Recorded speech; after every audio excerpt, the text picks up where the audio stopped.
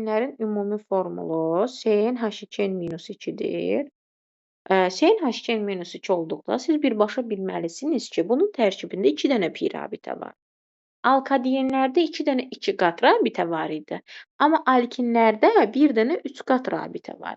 Bu 3 qat rabitənin də karbon-karbonlar arasında ikisi pidir, bir dənəsi siqmadır. Biz bunu kimyəvi rabitə mövzusundan belə bilirik ki, 3 qat rabitədirsə onun ikisi pidir, biri siqmadır. Deyirik ki, alkinlərin ümumi formulu CnH2n-2-dir.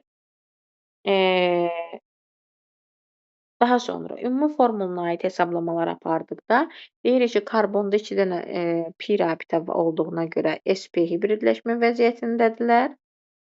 Ümumi formuluna görə hesablamaları apardıqda deyirik ki, nisbi molekul kütləsi 14n-2-dir. Proton sayı dedikdə karbonda 6 dənə, hidrogenda 1 dənə olduğuna görə 6n üstəgəl 2n-2, yəni 8n-2-dir. Neytron sayı dedikdə təkcə karbonu nəzərə alırıq deyə 6n-dir. Bir də deyirik ki, sp hibridləşmə vəziyyətindədirsə, deməli aralarındakı bucaq 180 dərəcədir. Uzunluq 0,20-dir. Daha sonra yüzdə yox, mində 120-dir. Bunları dedik. Gəlirik indi qeyri-hibrid, hibrid orbitalı rabitə sayının tapılmasına. Ümumiyyətlə bizim bu dediyimiz qaydamız bütün alifatik karbohidrogenlərə aiddir. Bildiyimiz kimi alkinlər alifatik karbohidrogenlərin doymamış nümayəndəsidir. Karbonumuzda n saydadırsa, deməli karbon-karbon arası siqma rabitə n-1-dir. Karbonun sayından bir vahid azdır. Karbon-hidrogen arası siqma rabitə isə 2n-2-dir. Ümumi siqma deyəndə toplayırıq, olur 3n-2. Bu oldu bizim siqma rabitə sayımızın tapılması. Və bizdə 2 dənə də pi rabitə var. Ümumi rabitə desə n-1 ilə 2n-2-ni toplayanda 3n-3 eləyir. Ümumi rabitə desə bu 3n-3-ün üstünə 2 dənə pi rabitəni də gəlirik. Nəticədə olur 3n-1. Bizə desə qeyri-polyar kovalent rabitə karbon-karbon arasındakı rabitəni nəzərdə tutur deyə deyirik ki, n-1. Daha doğru desə qeyri-polyar siqma rabitə onda n-1-dir. Ümumi qeyri-polyar rabitəni istəsə bu 2-ni də nəzərə alırıq deyə n-1-in üstünə 2-ni gəlirik, olur n+1. Polyar rabitəni istəsə isə deyirik hidrogenin sayına bərabərdir, yəni 2n-2-dir. Bu qaydaları biz bütün alifatik karbohidrogenlərdə tətbiq eləyirik. Karbon-karbon arası siqma rabitə karbonun sayından bir vahid azdır. Karbon-hidrogen arası hidrogenin sayıdır, yəni 2n-2-dir. Ümumidə toplayırıq. Pi rabitəni də dedik. Daha sonra bunların davamına keçək. Deyirik ki, hibrid və qeyri-hibrid orbital sayı. Hibridi bilirik ki, hibrid orbital sayı karbonun sayını vururuq 4-ə, çıxırıq 2 pi-ni. Bunlarda da 2 dənə pi rabitə olduğuna görə qısaca 4-ü vuracağıq n-ə, çıxacağıq 4-ü, yəni 2 pi-ni 2-ni 2-yə vuranda 4 edir deyə. Qeyri-hibrid dedikdə hidrogenin sayı, yəni 2n-2 üstə gəlinsin 2 pi olduğuna görə üstünə 4 gələcək, olacaq 2n+2. Ümumi orbital dedikdə isə toplayırıq. 4m elektron buludu dedikdə toplayırıq. Və yaxud da elektron buludu rabitə sayını vururuq 2-yə tapırıq və s. elektron buludu sözü də sizi çaşdırmasın. Hibridləşmiş, hibridləşməmiş elə hibrid orbitalı, qeyri-hibrid orbitalı deməkdir. Bunlar sizi çaşdırmasın. Və bu formada tapırıq. Bəli.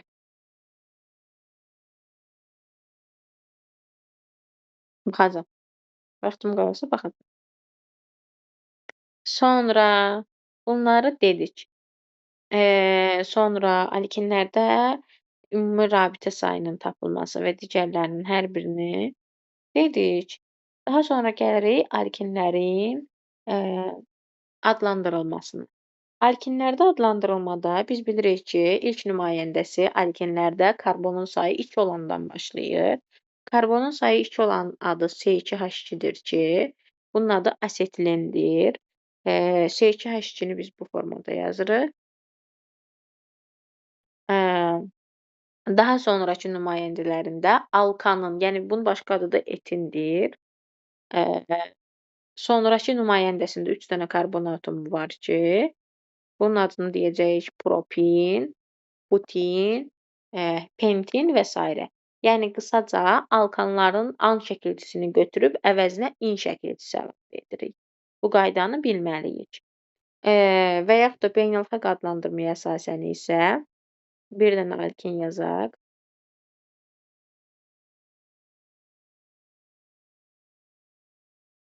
Hidrogenlərini qoyaq, adlandıraq.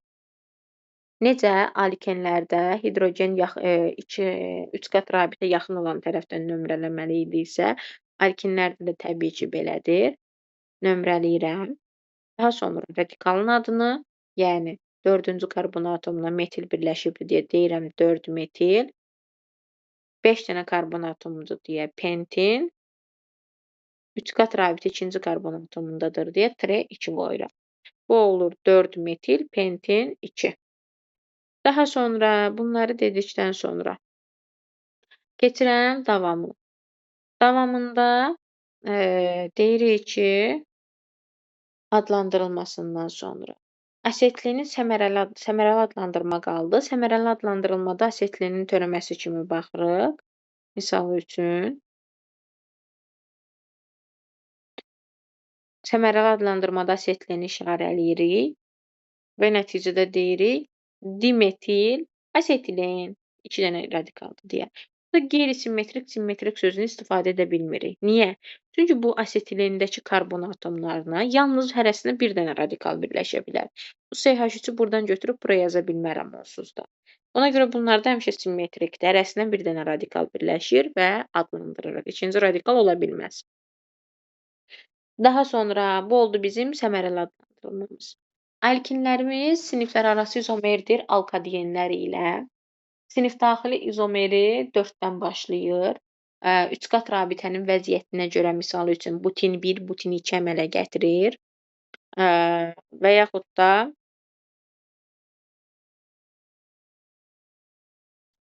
yazaq qoy. Bu butin 1-dir. Mən amma burada butin 2-ni artıq burada vəziyyət izomerliyini əmələ gətirirəm 3 qat rabitəyə görə. Amma butində karbon zəncirinin izomerliyi yoxdur. Çünki buradakı CH3-ü mən gətirib bura birləşdirə bilmirəm. Bir izomer yarada bilmirəm. Bura birləşdirə bilmirəm. Ona görə butində yalnız vəziyyət izomerliyidir. Sizə sual düşə bilər. Yalnız vəziyyət izomerliyi olan alkin. Bilin ki, butin 1, butin 2-dir. Yəni butindir. Amma pentində artıq əmələ gələcək digər izomerliyimizdə misal üçün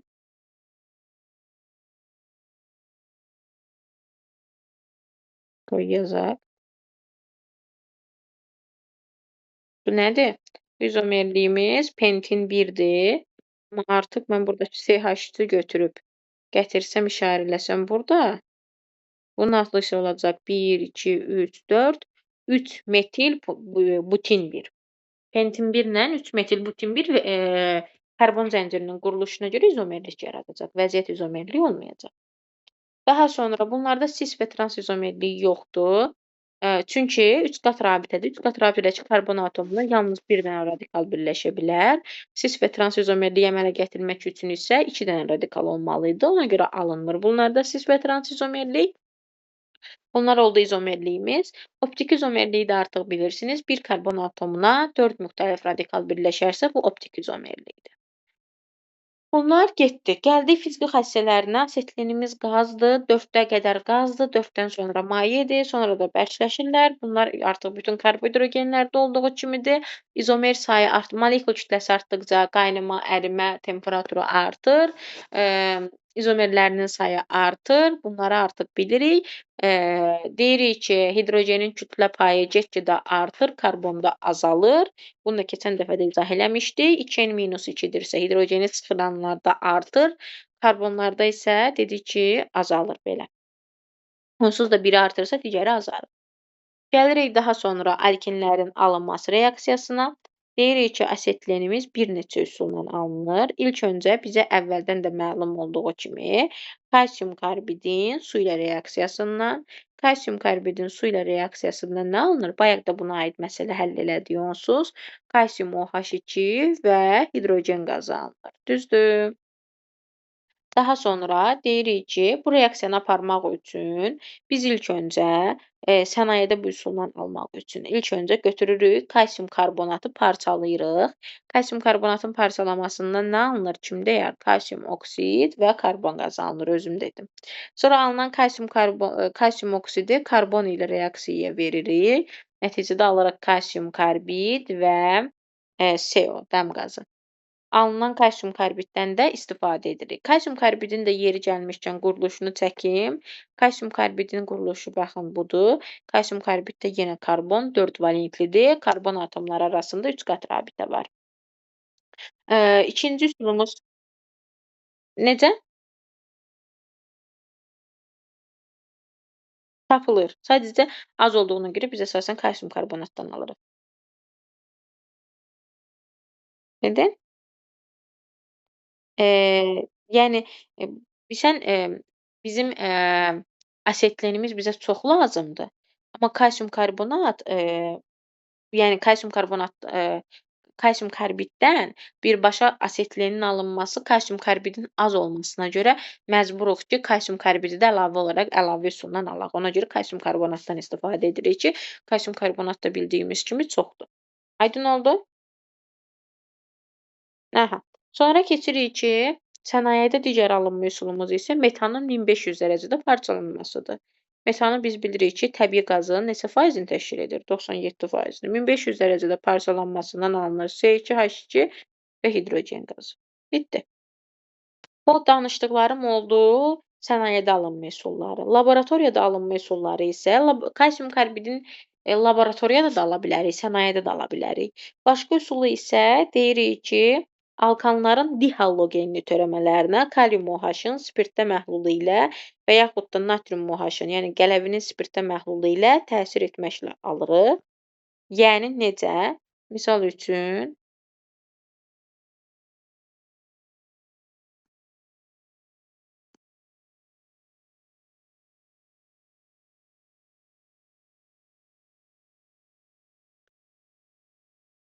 alkanların dihalogenli törəməsidir, düzdür? Kalium OH-ın spirt məhlulu ilə təsir etdikdə burdan alınacaq artıq asetilen, kalium klor və su. Dihalogenli törəmə olanda alkin alınır. Təbii ki, halogen atomları yan-yana olmalıdır. Aralı olsa artıq alkaden olar.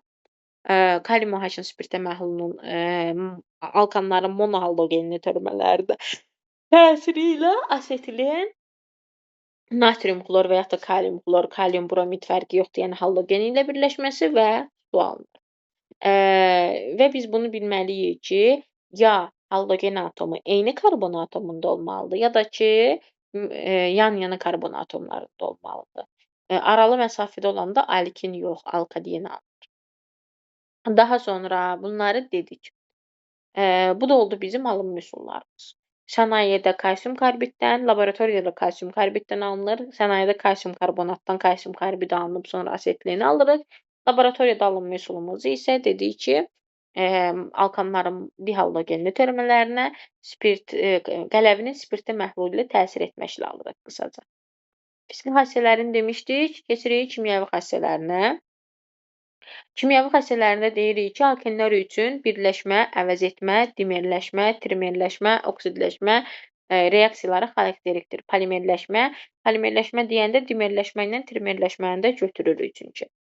Birləşmə reaksiyası dedikdə alkadenlərdə olduğu kimi 1 molu maksimum 2 mol hidrogen, 2 mol halogen, 2 mol hidrogen halogenid, yəni H-flor, H-flor, H-brom birləşdirir və doymuş hala keçir. Pirabitəni qırılır. Bir pirabitənin qırılması üçün 1 mol maddə lazımdır. Misal üçün, ümumi formulumuz CnH2n-2-dir. Üzərinə 1 mol H2 gəlsəm, alacam alkeni, yəni CnH2-ni, pirabitənin biri qırılacaq. 2 mol gəlsəm, alacam CnH2n+2-ni, yəni alkanı. Artıq ikisi də qırılmış olacaq. Sonra keçirik, alkinlərimiz deyirik ki, adi şəraitdə bromlu suyu rəngsizləşdirir. Yəni, misal üçün asetlen misalında yazaq. 2 mol brom ilə reaksiyaya girir və nəticədə alınır CH brom 2, CH brom 2. Yəni, hər karbon atomu özünə 2 dənə brom atomunu birləşdirir və pi rabitəsi qırılır. Daha sonra asetlenin 1 mol H-xlor ilə reaksiyasından vinil xlorid alınır. Vinil xloriddən də polivinil xloridin alınmasında istifadə olunur ki, polivinil xloridimiz kimyəvi və mexaniki davamlılığa malik plastik kütlədir. Asetlenin üzərinə gəldikdə 1 mol H-xlor reaksiyadan dedik ki, alınır vinil xlorid. Vinil xloridin formulu budur. Vinil xloridimizi katalizator iştirakında polimerləşdirə bilirik ki, buradan polivinil xlorid alınır. Biz də bilirik ki, polimerləşmə N mol monomerin, yəni vinil xloridin bir-biri ilə birləşməsindən katalizator iştirakında gedir və nəticədə alınır polivinil xlorid. Bu da mexaniki və kimyəvi davamlılığa malik plastik kütlədir. Daha sonra deyirik ki, eyni ilə alkenlərdə olduğu kimi bizim alkenlərimiz də hidrogen halogenidləri Markovnikov qaydasına görə özünə birləşdirir. Yəni necə? Üst qat rabitədəki karbon atomlarında hidrogen sayına görə. Misal üçün propini götürürük. Propinimizdə dəqiqə. Nəsə qələm yaxşı işləmir. Bunun üzərinə H-xlor gəldikdə Markovnikov qaydasına görə gedir. Hidrogen gedir hidrogeni çox olana, yəni CH-a. Nəticədə alınır CH2, 2 qat rabitə, karbon, xlor gəlir karbonu az olana, hidrogeni az olana, CH3. Bu da olur bizim Markovnikov qaydasına görə alınan maddəmiz. Daha sonra deyirik ki, bizim asetlenimiz Serov reaksiyası. Civə duzları iştirakında turş mühitdə hidratlaşır və asetaldehid əmələ gətirir. Bu xassə yalnız asetlenə xas bir şeydir. Digər alkadenlərimiz isə, digər alkadenlərimizin də hidratlaşması Serov reaksiyasıdır. Amma onların hidratlaşmasından keton alınır. Misal üçün, suyu gəldikdə dedik ki, asetaldehid alınır, yəni CH3. Artıq asetaldehidi yəqin ki, çoxunuz bilirsiniz.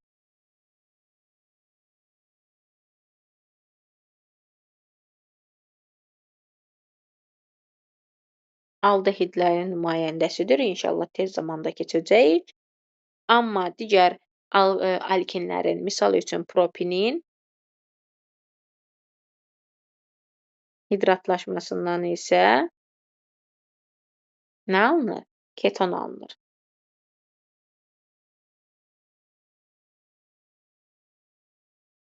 Necə? Serov reaksiyasıdır. Bəli, adı da olur asetonun alınması. Asetilndən asetaldehid, digərlərindən isə uyğun ketonlar alınır. Bu oldu bizim alkinlərimizin birləşmə reaksiyaları. Daha sonra dedik ki, alkinlər üçün polimerləşmə, trimerləşmə reaksiyaları da xarakterikdir.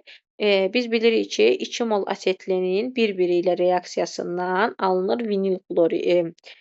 Daha doğrusu vinil asetlen, bunu yazaq. Keçən dəfə də bunu dedik, Hafizə deyirdi o necə maddədir. 2 mol asetlenin bir-biri ilə reaksiyasından elə bilin ki, pi rabitənin biri qırılır, nəticədə olur CH2, 2 qat rabitə karbon, H, daha sonra karbonu qoyuruq 3 qat rabitə CH. Bunun adı olur vinil asetlen. Tərkibində 3 dənə pi rabitə var. Ümumi formulu C4H4-dür. Karbonların ikisi sp hibridləşmə vəziyyətində, ikisi isə sp2 hibridləşmə vəziyyətindədir. Amma trimerləşməsindən, yəni 3 mol asetlendən alınır. İnşallah benzol dərsində də keçəcəyik. Benzolun alınması reaksiyalarıdır. Katalizator iştirakında, aktiv kömür iştirakında C6H6-ya keçir və benzol adlı. Daha sonra keçirik ki, alkinlərin yanma və oksidləşmə reaksiyaları. Yanma reaksiyası bütün karbohidrogenlərdə olduğu kimi alkinlərin də yanmasından karbon qazı və su alınır. Eynilə alfa-DNA-dəki formuluna uyğundur deyə onu bir də yazmıram. Daha sonra keçirik kalium permanqanat ilə oksidləşməsi əsasdır. Çünki asetlenin oksidləşməsindən kalium permanqanat iştirakçıdır. Alınır oksalat turşusu,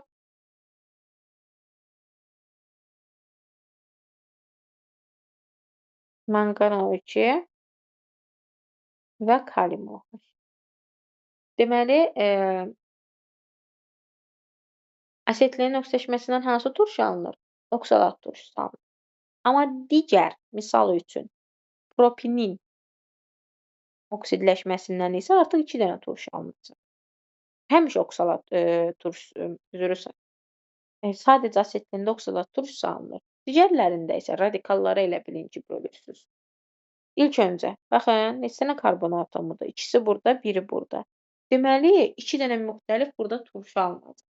2 dənə karbon atomu olan bizə verəcək sirkə turşusunu. 1 dənə karbon atomu olan isə bizə verəcək qarışqa turşusunu. Deməli, asetlində əmələ gəlir oksidləşməsində oksalat turşusu, digər turşularda isə uyğun olaraq əmələ gəlir bir əsaslı karbon turşusu. Propində əmələ gəlir sirkə turşusu və qarışqa turşusu. Elə bir karbonun sayına görə bölürük. Sizə bu iki reaksiyadan başqa onsuz da düşən olmaz. Biri oksalat turşusunun alınmasıdır, biri də sirkə turşusu ilə qarışqa turşusunun alınmasıdır. Əzbərləyin. Daha sonra bunlar oldu bizim oksidləşmə reaksiyalarımız. Yanma reaksiyasında bildiniz, karbon qazı və oksigen qazı alınır mütləq. Mən əvəzetmə reaksiyasını ən sona saxladım. Çünki alkinlərin özlərinə xas bir xüsusiyyətləridir. Bunu xüsusi vurğulamaq istəyirəm. Alkinlərin ən lazımlı və çoxlu sual görəcəyiniz, uşaqların hər zaman bilməli olduğu, çaşmamalı olduğu hissə əvəzetmə reaksiyalarıdır. Əvəzetmə reaksiyaları deyirik ki, 3 qat rabitəsi karbon zəncirinin kənarında olan alkinlər üçün xarakterlikdir. Yəni 3 qat rabitə ən axırıncı və yaxud da ən birinci, ümumiyyətlə ən birinci karbon atomundadırsa, bu zaman o reaksiyaya girir əvəzetmə reaksiyasına. Yox əgər kənarda deyil, ortadadırsa, reaksiyaya girmir. Misal üçün, deyək ki, butin 1 ilə butin 2-ni. Butin 1-in reaksiyası, baxın, butin 1-in formulu budur. Düzdür. Amma butin 2-nin formulu